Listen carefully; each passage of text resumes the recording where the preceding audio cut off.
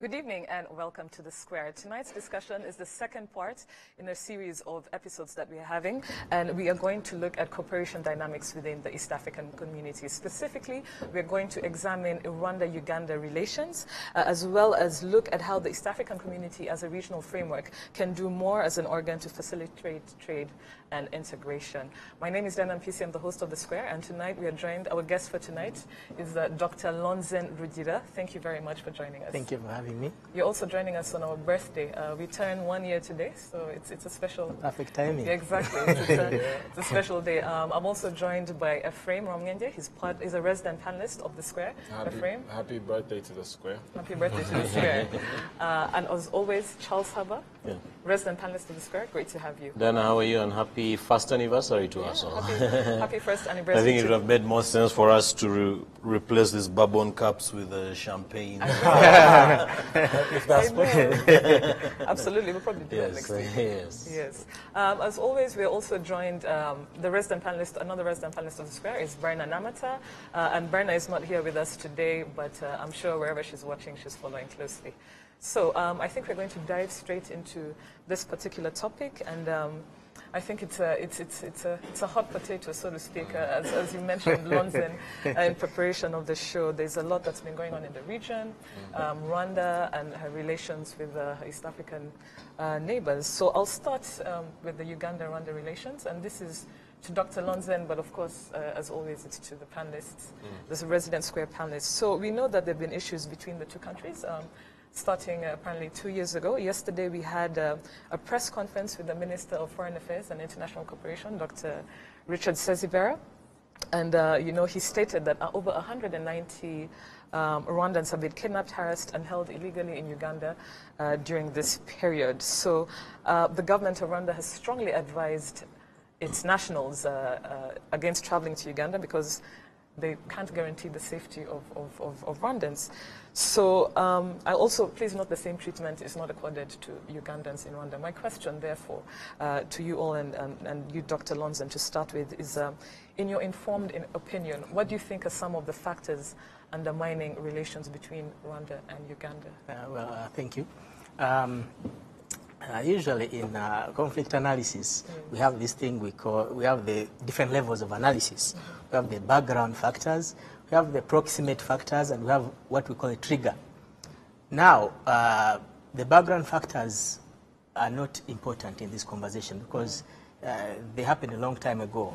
The proximate factors are very important to analyze, and these are the factors that have been identified by Rwanda and Uganda. So when you say proximate, you mean factors like recent? Yes, most recent, that activated the trigger. Okay. Yeah. So now we have Rwanda is saying that its citizens are being mistreated in Uganda, tortured, deported without due process. It is saying that its goods are intercepted on the way to the sea in Mombasa, for instance. Intercepted in Uganda, and so the harassment that is extended to its citizens goes also into the trade area where the goods are impeded.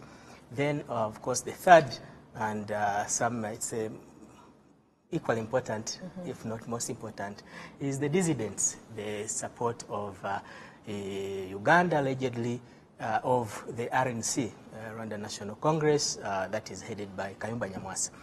And based in South Africa. In South Africa, Kayumba. Yes. But according to Rwanda's position, that there is a lot of activity that is facilitated by Uganda. And Uganda alleges that Rwanda is infiltrating its security by sending a lot of spies.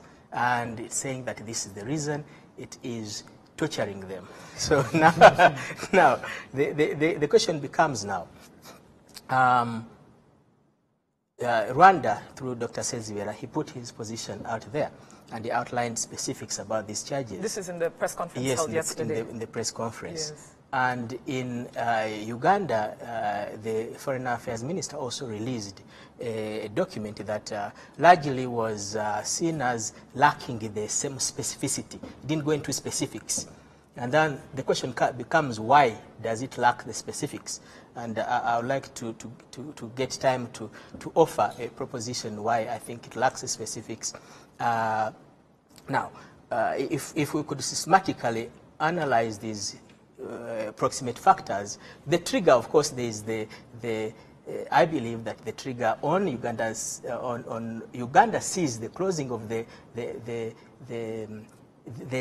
fact that what Rwanda says is working on the roads in Gatuna, and that leading to a temporary closure of that border, and yes, that Uganda perceives as a closer.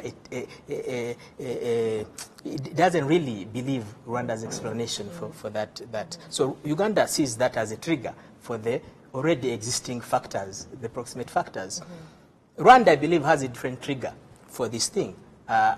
There's recently we've been hearing the news that an FDLR official was returning from Uganda and was intercepted at Bunagana. And Bunagana being in Uganda? Yes, the border of Uganda and the DRC. Intercepted by DRC officials, taken to Kinshasa, and handed over to Rwanda. That's what we are hearing in the public space. So Rwanda, for Rwanda, that is a trigger, I believe. And this triggered a decision. It had to do something. Whatever it is that the FDLR officials, I think it's a spokesperson, told Rwanda, made Rwanda believe that it was time to do something about this. Otherwise, it tells you the extent of the information that they were told and the extent of the activities of the RNC happening in Uganda and the collaboration of the FDLR, as we have been told. So Rwanda is not naively taking this decision that has caught many people abruptly, and I think that it would have delayed taking such a decision had it not gotten the trigger. Yes, absolutely.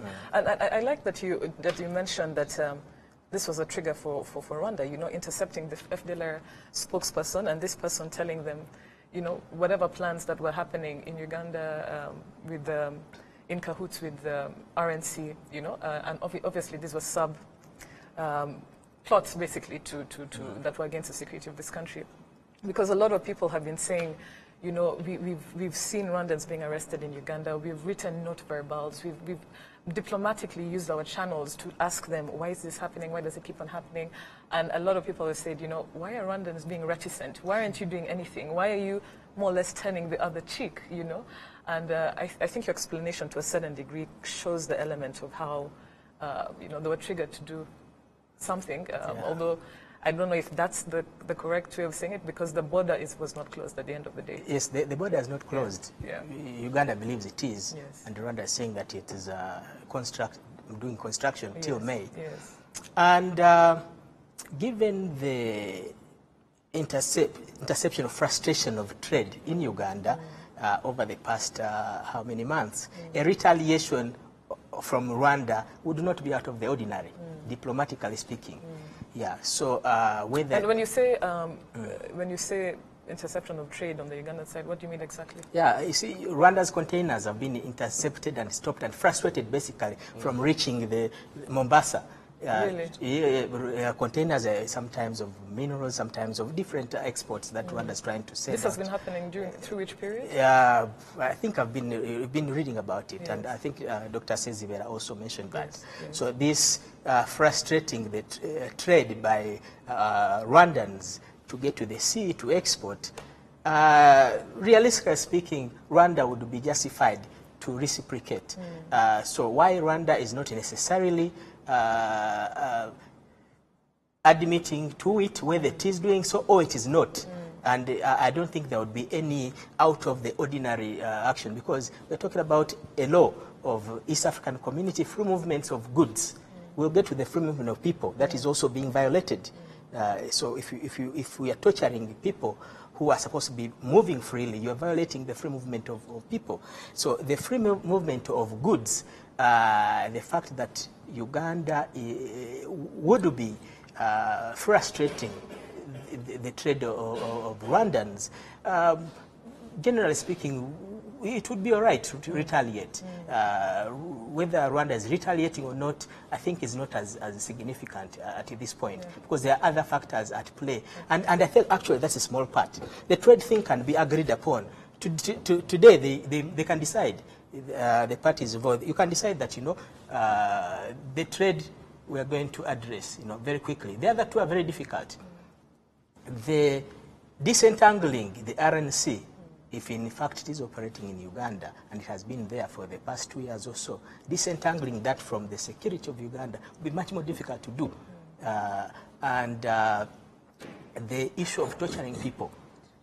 Now, the question becomes, why is it that Uganda felt the need to torture these people? If it's calling them spies, the question becomes, why is it not using the legal framework, taking them to the courts and to charge them? But in my view, Uganda cannot do that. The reason it cannot do that is because if it goes to charge them, it has to actually outline the charges it is charging them. And those charges will go into the RNC activities of Uganda and it will end up exposing itself. Now, so Uganda would be willing to play a high-stakes game where it may corral people and knowingly that not all of them are spies. But the risk involved that infiltrating into understanding its scheme with the RNC would be a lesser risk than the one of corralling people and taking risk that a majority of them may not actually be spies. So from Uganda's point of view, it is, in fact, that is why the foreign minister's Kutesa's communique lacked details. Because if it goes in details, it will be very problematic for Uganda, especially where the problem comes in, especially for any actors who are not involved, international community, regional actors, East African community. It will be very problematic because confirming that there is RNC in Uganda is very damning to Uganda's image, especially because you would need a counter force on Rwanda's side to make a semblance of acceptability, that Uganda may be warranted to support a dissident force against neighbor. Without a counter force, without Rwanda having a proxy force that it is fighting, using against Uganda, Uganda appears very, very problematic. It's carrying a very difficult situation to get out diplomatically. So you can't, Uganda would face a difficulty explaining this in any fora because it will be uncivil behavior. Civil behavior, if you have proxy wars in international relations are acceptable. It's acceptable behavior.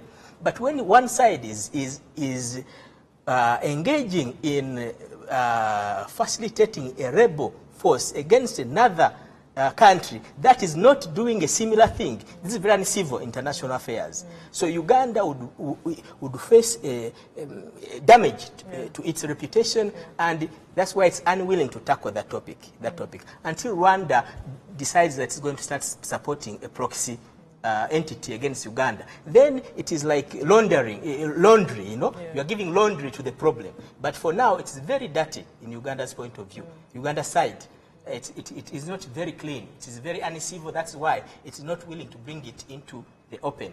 That's why the communique was empty. So, of course, Rwanda knows that that trap is existing, and Rwanda probably is not likely to get involved in a proxy war because it will be helping clean Uganda's image. Absolutely. Yeah. I think I'd want to highlight something that I think has gone missed. And so you talked about background factors. As far as I'm concerned, personally, my own opinion is that this is something that is as old as the two countries in this new age, or at least the two regimes that seem to be at odds with one another. But why is it all of a sudden becoming such a public affair? And I think this is one thing that, at least I would say from what I've seen, is we haven't taken into consideration the information war that is currently ongoing. And that is what I would say, is driving this current... no one has taken initiative, at least on the Rwandan side, to on the narrative to explain exactly why. So we asked the question. These guys are being tortured and these guys being Rwandans. Rwandans.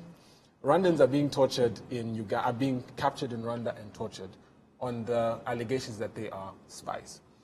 But the question is, why is it such an issue that there are Rwandan spies in Uganda? And that is what's not being said. So, if, for example, and I'm saying speculating. Now, for me, when I look at it as a citizen, again, on the side of closing the borders, on one side, one is saying it's road constructions. Another one is saying they've closed the borders because of X, Y, and Z. Then you have one party saying it's retaliation, another one is saying that it's not. Then you have interception of this. So you find that there's no clear picture of, at least no one saying, this is the full picture. And I think the onus is on Rwanda, because you just said it, that from Uganda's side, they cannot explain as much as they can because it will bring things to light. Mm-hmm. But if Rwanda took charge and said, okay, guys, they've tried, but they give us bits and pieces, and it's not the full picture. Mm-hmm. And that continues to drive the information war. That seems to be, because it's easier to accuse than it is to refute. Mm. So you find that a lot of stuff has been said on the side of why Rwanda is doing what it's doing. I heard recently that Rwanda is banning collaboration music from being played on the radios. Really? That's what's being said. That's across the border. Seriously? You say, yeah. Then there was the information that troops are being put. There's another information that, there's another one where now they try to shift the issues between the two countries to be an internal problem on Rwanda's side. So then they push the narrative that generals in Rwanda have been arrested. So you find that there's this misinformation, and it's an information war. Mm-hmm. And I think that on the side of, at least between the two countries, Rwanda is losing significantly. And what's happening is, actually there's another one that made me laugh. Apparently bus companies are being fined for transporting Rwandans. So for every Rwandan, yes. when the bus reaches the border, for every Rwandan they get fined, I think they said 5,000 francs. Mm.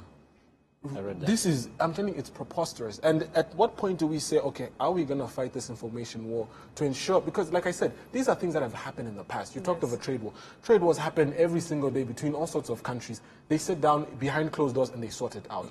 The same thing with the politics. There's some things that happen behind closed doors, but all of a sudden it has become a public affair, and it's affecting at least even just the public, it's creating public discourse. And I think we need to understand also the time and age we live in. You have Facebook. We talked about, I think we've seen how fake news has affected the global political environment. Absolutely. We talk of Brexit, we talk of the American elections and also the primaries, but we've never actually seen it impact our countries as well. This is a simple example. This is what's happening right now. Exactly, and I think the challenge is on the different entity, or at least the different institutions involved, to say, okay, how do we fight this to prevent it from spiraling out of control? Because misinformation is probably one of the biggest, at least it could be a potential hindrance to any sort of progress we may try to make, especially if the population are not behind any decision we make. So in addition to what Dr. Lonson said, you're also saying misinformation is a big factor in undermining our relations as a country with Uganda. Yeah. Charles? 2 or 3 things. One is on the issue of spying.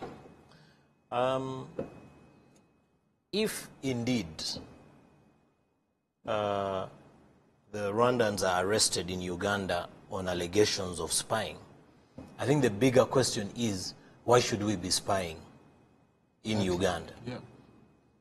But then, in the same breath, if there are no spies if there are no Ugandan spies in Rwanda, then the Ugandan intelligence is not doing their job.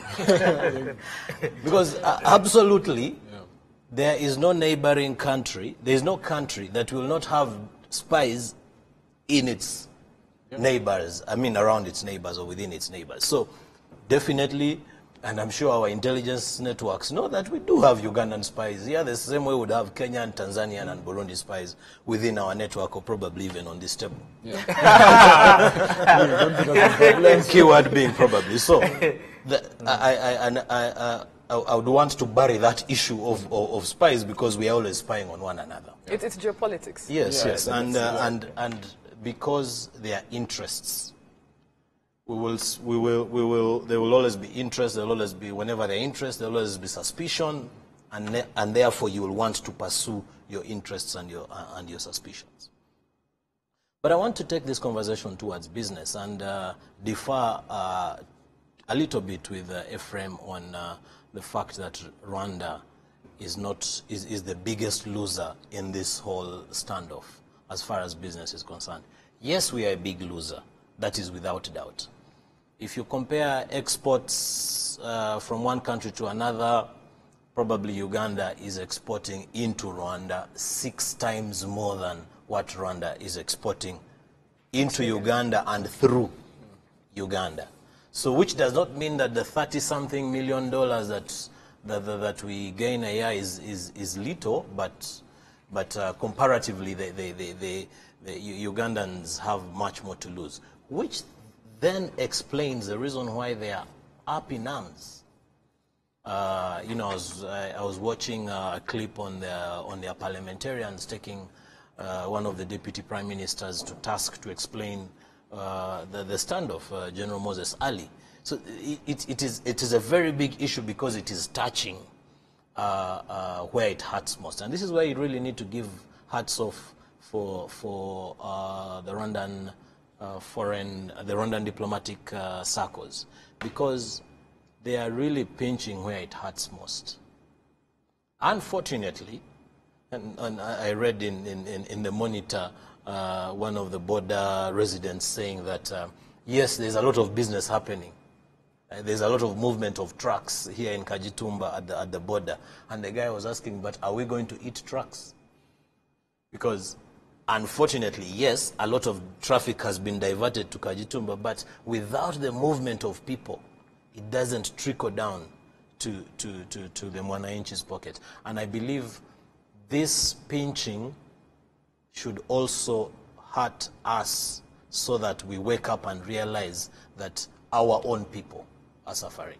No, but you see, yes. Why I want to refute okay, you know, this conversation... But just very, very quickly, how did you disagree with Ephraim? Because I disagree because he said, Ephraim said that that Rwanda is the biggest loser. In the information yes. war, not in the trade. Oh, okay, yeah. I got but, but still, I still want to feel, I still feel like, you know, trade... So, you see, at the end of the day, trade is... we do rely on Uganda for a number of things. Mm-hmm. And I can say this from just even basic commodities. But I guarantee you, business people are not like politicians, sorry. We're not in the business of politics or the politics of business. For us, we are like, look, do you have a product that is affordable, that I can bring into my market and sell? Or can I move is it cheaper for me to move my products through your country onto the nearest seaport so I can export it to my customers who are willing to pay the price we've agreed upon, and I can make a profit, and I pay you whatever I need to pay you along the way. And I've seen that, at least through my work as well, business has continued as usual. The only challenge, and I think this is the problem, is that no one wants to, and that's why I was actually about to ask you, I'm like, and you mentioned retaliation. I just want to ask, and I'm asking, and you don't have to answer, and you're not spokespeople of the government of Rwanda, but are you telling me that the road construction work in Gatuna is a retaliation for trade, for some trade disagreements? I don't want to believe so, because that's not what we have been told. I'd like to believe that my politicians are, when they tell me a spade is a spade, it's a spade. Hopefully, I'm naively so. Let me interrupt you a little bit there. One thing you'll always learn about diplomats is that they are extremely economical with the truth. Okay. And that will therefore explain the emptiness that Dr. Lonzen was talking about in Minister Kutesa's statement. He says the communique was full of emptiness, simply because that's the nature. If you even look at Minister Sezibera's responses throughout, he was not going to go out there and tell you blatantly everything that he knows. No, he will tell you what he wants you to know. So my issue is that no one wants to admit explicitly. And it will never happen, Ephraim. But my point being is that, you see, from a businessman's perspective, right? If I'm told, there's a problem around moving your trucks through this area, and these are the reasons why these problems are happening, it's very easy to say, okay, what alternative plans can we make? But no one wants to admit that that's what the problem is. All you hear, I'll give you a simple example with cement, all you hear is, oh, this brand of cement from Uganda, that's imported from Uganda, will probably be in shortage by X date. So people are looking for alternatives from Tanzania. Or you hear somebody say, this product was unable to move because the problem was they were not going to get any clearance documents when they reached the border to be able to cross over.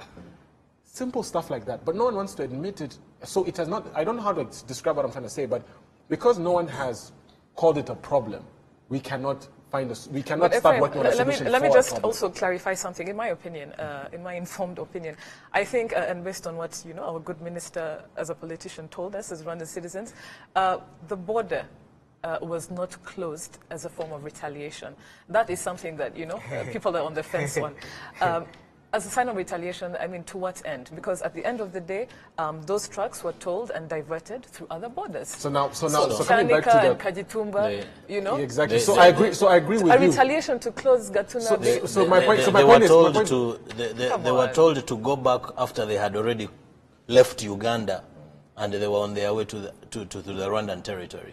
And you think that is very normal. No, but what I'm saying is that I'm agreeing with you, D. Yeah. What I'm saying is my point is, as a form of retaliation, that in itself, it was short. So I don't think what I'm trying to think, as far as what has been communicated to us through the official and unofficial channels that we can consider credible, there is no issue when it comes to trade, at least significant enough for us to say there's a problem, let us solve it.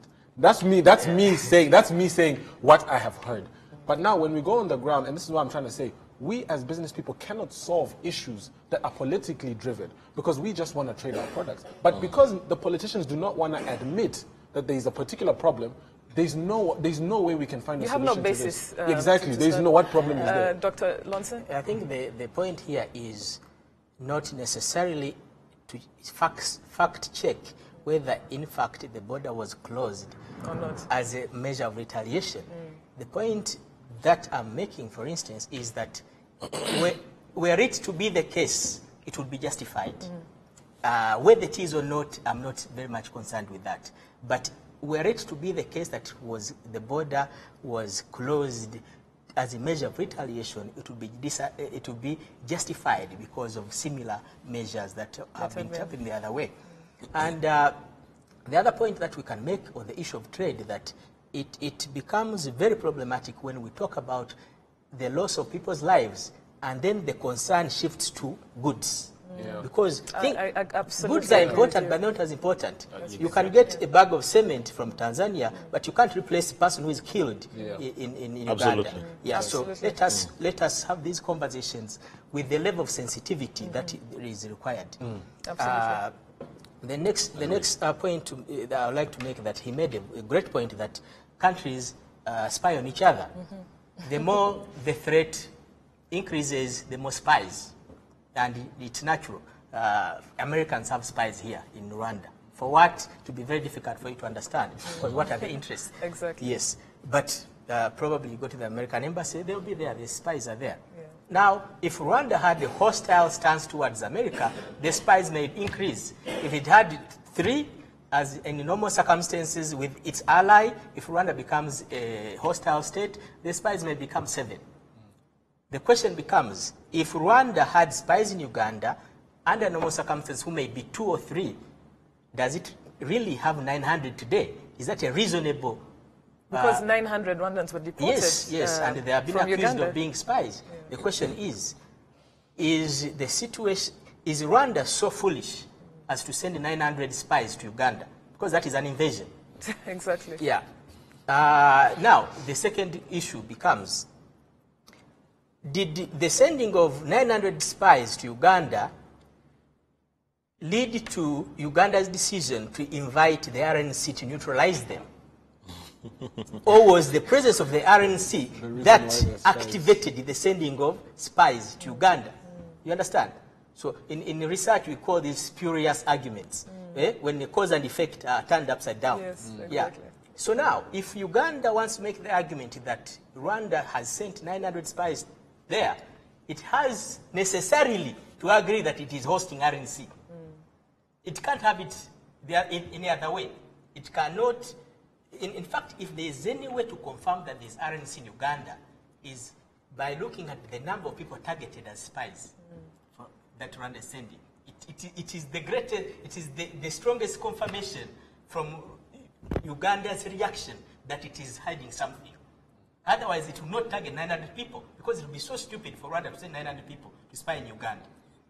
But the reason it is targeting 900 people, because it is saying that out of 900, maybe the spies may be 10, but we don't want to take that risk. Instead of taking the risk of identifying who among the 900 is the spy, and we get infiltrated, and it is our alliance with RNC is discovered through the spies, the randomness of who they may be out of the 900. It's better we deal with all 900, because we remove the risk of infiltrating our scheme. Absolutely. You understand? Yeah. So if you are Uganda, you do the same.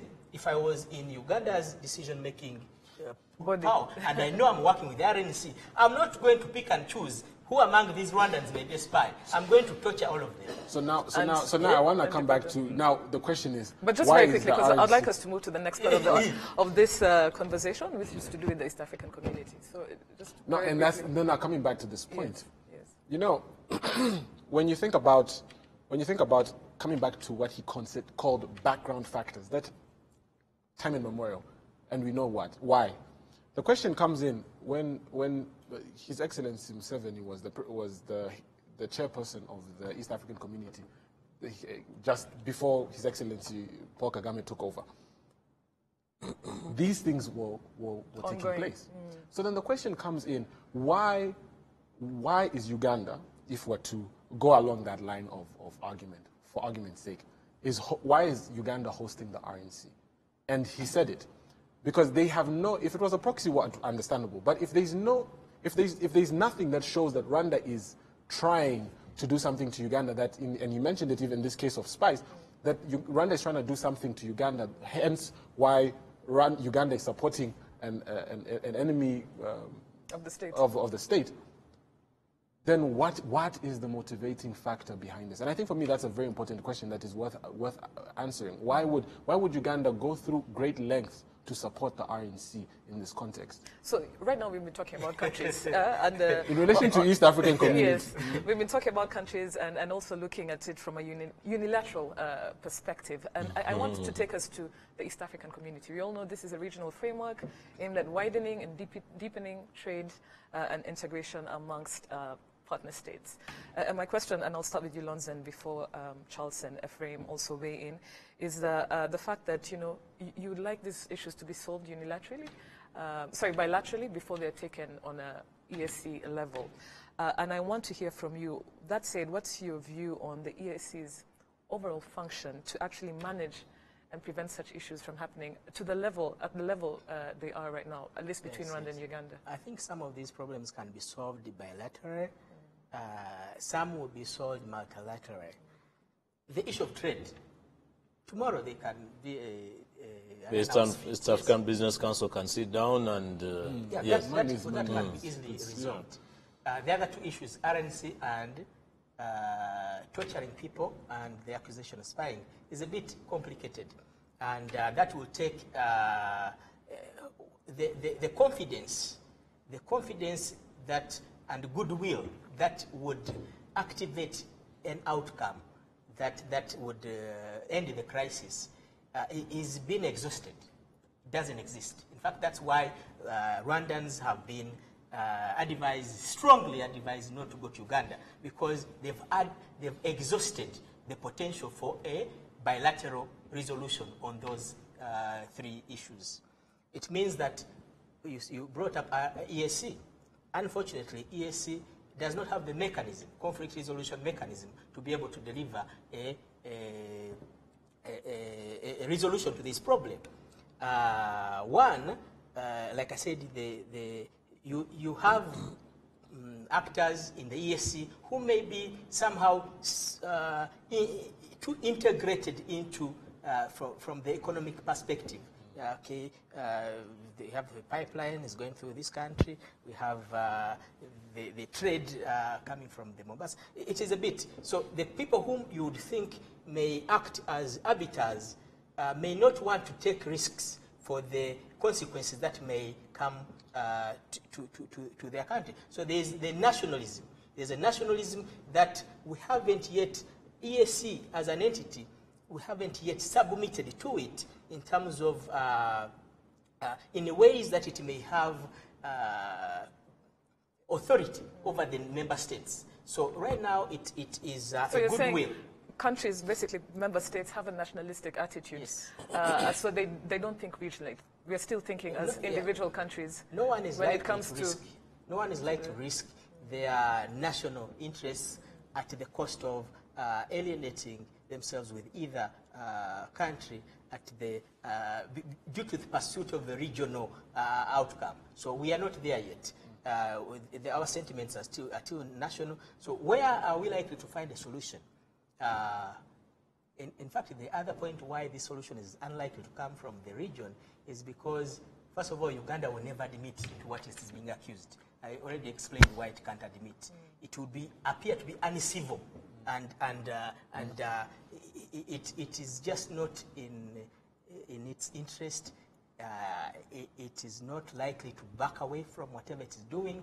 It's going to continue to deny, and it will take too much damage for it to the country if it were to even concede to the potential that these accusations are real. That is why Kutesa's response had none of that. It was entirely empty. Flat. Yeah, because it doesn't even want to give any iota of recognition that Uganda can be that uncivil. To be able to fund, to support and facilitate a dissident force that has declared its intention of forceful overthrow of a neighbor, to support that force when the country that is being hostile towards is not doing similar.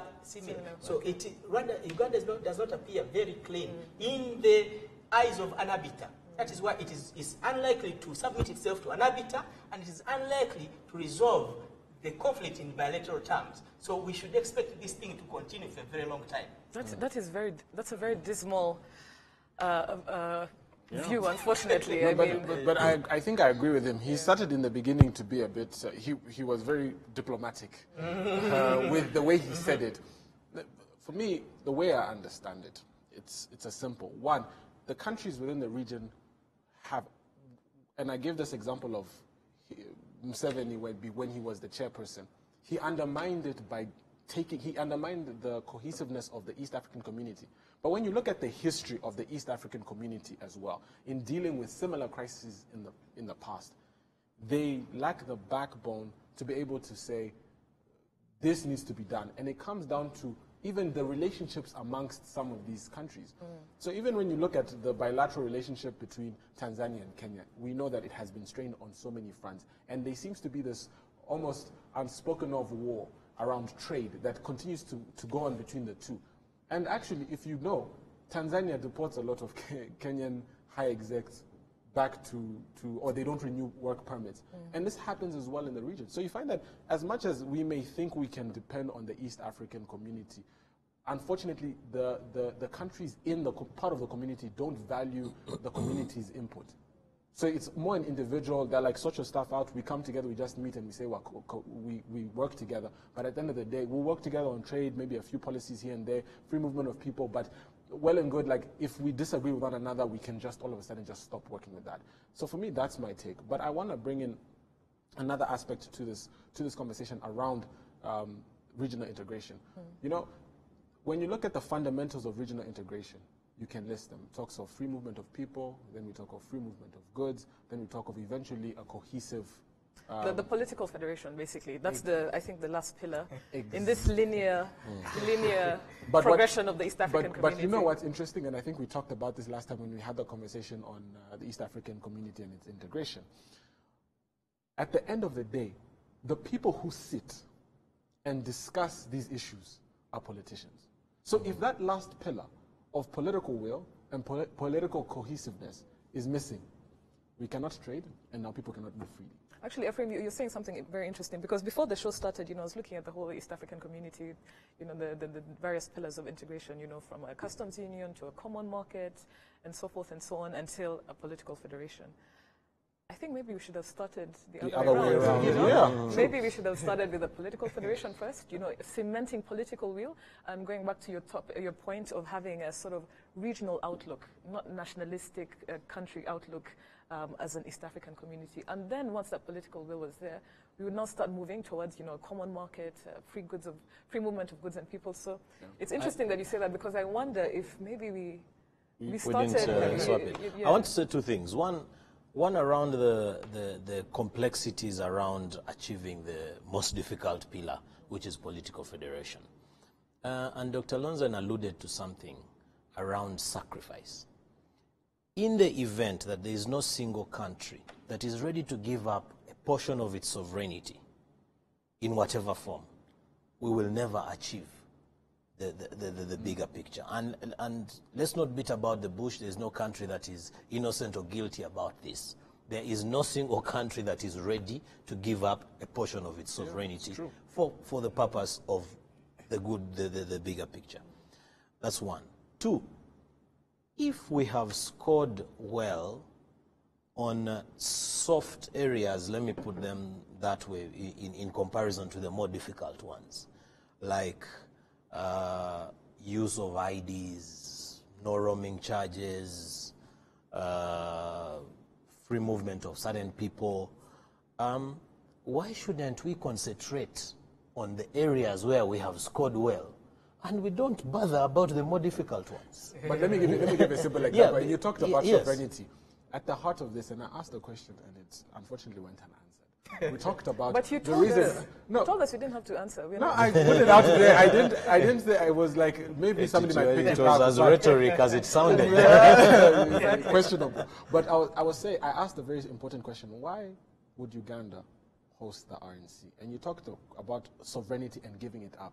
I think the inverse is what's happening in this case. There's a desire to infringe on other countries' sovereignty. And coming back to what you talk about background factors, I know we don't have enough time on the square to talk about these background factors, but when you look at the historical relationship, or at least the tensions that have developed between the two nations, it comes down to that simple fundamental, that one country wants to overstep in terms of infringing on another country's sovereignty. And that's why you can, in this context, it really makes it hard for us to say, okay, let's focus on these things, because at the end of the day, if sovereignty is at the heart of this conversation, then it almost becomes pointless to talk about other things when you have this elephant in the room. I don't think so, Ephraim, because, and if the Minister says Vera's press conference is to be our Bible here, he does not accuse Uganda of infringing on our sovereignty. It's fundamental issues like trade. We want our containers, as we were saying, are transiting through, they're being blocked. We're being frustrated on the fifth freedom on Rwanda, things we have agreed on, and then you change goalposts. So the issue of a country infringing on the other's sovereignty have not yet come into play. At least those are the proximate factors you talked about. The ones here, exactly. But we need to look what's under the table. So I want to just move to a more personal. I want to know your personal opinions, because the purpose of the Square is it's a solution-oriented conversation. That's what we like doing here. And before we go to our Twitter feed, I would like to ask you, and if you can be brief though, with this last part of the conversation, we seem to be at a geopolitical impasse between Rwanda and Uganda, and despite some optimistic, unlike you, despite some optimistic statement by government officials that this is something that really will be resolved. And we have ties in Uganda, whether it's you, Ephraim, whether it's you, B. And vice versa. And vice versa. And Uganda has ties with Rwanda. So, I mean, it's in everyone's best interest, especially the Mwananchi, the common man and woman, that these issues are resolved as soon as possible. So for me, I want to ask you, What are your expectations on these issues being resolved? I think you've already, Dr. Lonson has already stated his... Yeah, I'm twisting. I'm trying to hear something more optimistic, but what are your expectations as an East African citizen on how these issues can be resolved? First of all, it is unfortunate that we can have such uncivil behavior. Secondly, is this rhetoric that, yes, we are brothers and sisters, but the substance of being a brother is not the word, it's the content. Yeah, it is how I behave towards you. That's what makes you my sister, huh? And me your brother. It is not about my claim to you being, so I can call you my sister and I do very bad things to you. I'm not your sister, you are not my sister. So it's about the substance. So we need to also elevate the discourse from this empty rhetoric about being brothers and sisters. Let us show the substance of brotherhood and sisterhood. And once we do that, we will now begin to bring a demand of a moral demand on the state to substantiate this brotherhood, sisterhood, and substantiate the claims to Pan-Africanism. We have very empty claims to Pan-Africanism. So we need to bring back content into these concepts that we throw around. Do I think there's going to be a solution? Not soon. Eventually, probably, maybe. Yeah. Now. Eventually, probably, maybe. Okay. Yeah. Now, the only room that I see is, it is very unfortunate that we still have states that only become serious when the intervention is from either Europe, international, yes, America, and so on. So until these people, the Americans, the Europeans, so it is actually a colonial thing, and it is very, very disappointing, and we really should not be in states where our expectations and future is determined by this setting. So until that time comes, America will step in, Europe will step in, and some of the details that people are unwilling to bring out will come to the fore. They'll come to the fore because they'll be forced. They'll have the pressure to bring them to the fore, and they'll be resolved. But until that force comes into play, there is no force in the region or on the continent that's going to be respected to the point that these details will be brought to the core. So we have all these panel of eminent persons in East African community, at the African Union. What are they for? What is the eminence? It is, again, the substance of eminence is empty. I thank you very much, Dr. Charles. Roadmap on the way forward. First of all, I'm very optimistic. You know, talking about the brotherhood that Dr. Lonson was talking about and its substance, Uzi Collections decided to dress me in colors that are well known for people from northern Uganda. That is number one. Yeah. Number two, there's, again on a lighter note, yesterday there's a restaurant at Kigali Heights that is that serves very good African food. It's called The Fork. I was walking past The Fork last night, and I found very senior Rwandan government officials eating luombo. Luombo is a traditional Ugandan dish. As we speak now, President Kagame is in South Africa to attend a conference, and we are at loggerheads with South Africa. I also read that he's slated to speak at a conference in Uganda next week. So that's where my optimism comes from. There are no permanent enemies, there are no permanent friends, as they say in politics, there are permanent interests. I am optimistic because what is at stake is so huge. That's where I'm optimistic that this impasse will come to pass. Optimist, pragmatist. Efraim, what are you? Are you ready for? I'm a realist. I believe in practical. I'm actually a pragmatist. Yes. I believe in actionable solutions. Yes. For me, frankly speaking, we need to. The people behind closed doors know why what's happening is happening. For me, I feel like a better job has to be done with talking to the public about it. That one somebody will hopefully listen and do something about it. But for me, around the stuff that's happening behind closed doors, there are egos, or maybe in this case, there's one ego. There is a delusion around sovereignty, even though Charlie has refused to agree with me. There's a delusion around sovereignty and what it means. He talked about the emptiness of a pan-African spirit when we have cheap knockoffs of a modern-day Genghis Khan who wants to conquer every territory around what is existing, what is theirs currently. I think until such elements are dealt with, in whatever manner, I personally believe there will be no actionable or concrete or sustainable solution. We will do something, we'll quick fix, but there's something at the heart of the problem. And you know, it's okay, you know what, it is what it is. Yeah. But for me, that's... I see you're done. Okay, we're going to go to a Twitter feed. It's an interesting conversation, and we have some tweets on the issue that we're talking about, you know, East African community dynamics. And our first tweet is from Michael B. Michael B says that regional integration is on course.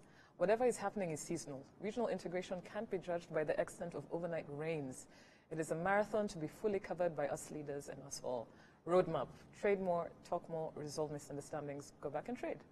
I really like Michael's... it's actually... And it echoes kind of what you're saying. Yes, he's spot on. And you probably supplement that with what President Kagame said in his interview with the East African a few days ago. He said, we need to keep engaging, we need to keep talking, and that is where really the solution is. Engage. Yeah. Our next tweet is from BG, and BG's tweet to us, he or she states that integration has a strong invisible hand that cannot allow Uganda and Rwanda to disintegrate.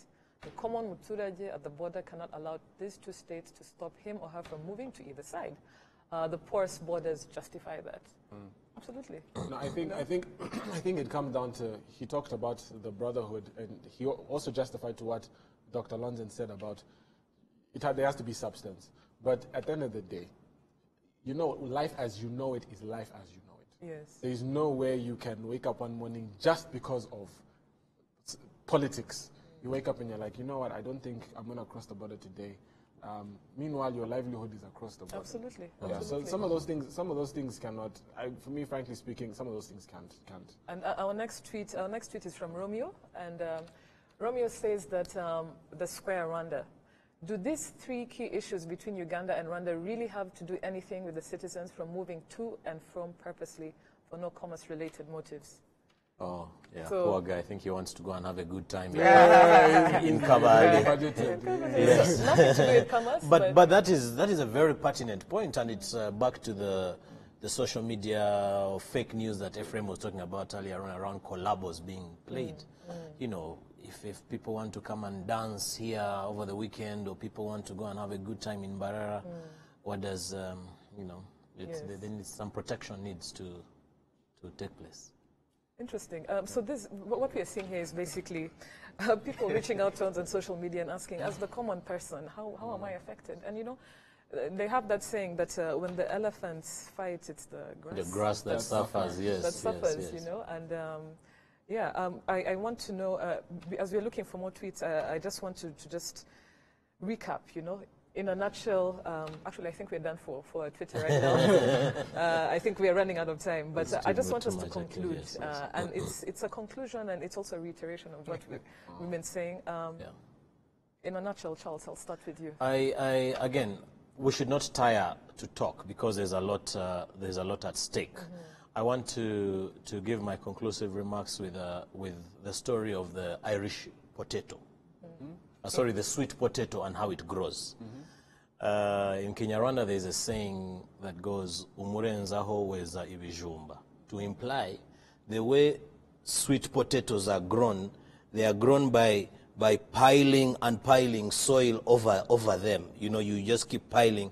As you pile more and more soil, the sweet potato underneath grows and grows. And becomes sweeter. And becomes sweeter and sweeter. Yes. So let both governments not tire to kurenzaho, to keep piling the soil on top of the soil. The sweet potato will be very sweet. And by piling, you mean constantly engaging? Constantly engaging, yes. And engaging. Yes. My closing remarks would be, again, in relation to that, I think it's a two-way street, and you can't dance alone. Yes. And I think until certain parties are willing to admit, as he mentioned, to wrongdoing, I personally think we will always find quick fixes, and it will help the average man, but it will not really solve the relational issues that we have as two countries. Dr. Lonson? I think we become irresponsible when we say that this is a personal problem between Kagame and Museveni. It is irresponsible, and it should not come from responsible people, because it may have been at some point, maybe decades ago. Today, it is not a personal problem. When people have their lives threatened, this is not Kagame's children who are being tortured. No, this is beyond Kagame. This is beyond. So we have a problem that we all, as a people, are involved and should engage in a much more constructive manner. Absolutely. Thank you very much, Ephraim, Dr. Lonson, for joining us on our anniversary. Charles, yes, it's a pleasure always to have you. Pleasure. I don't know if it's fitting that we're having this particular hot topic as we clock 1 year on the square, but very interesting inputs from you all. Thank you very much. Thank you very much for those who have been watching. Please keep the conversation going using the hashtag TheSquareRW. I would like to thank our partners, Uzi Collections, as well as Bourbon Coffee. Thank you very much. See you next week, and have a good night.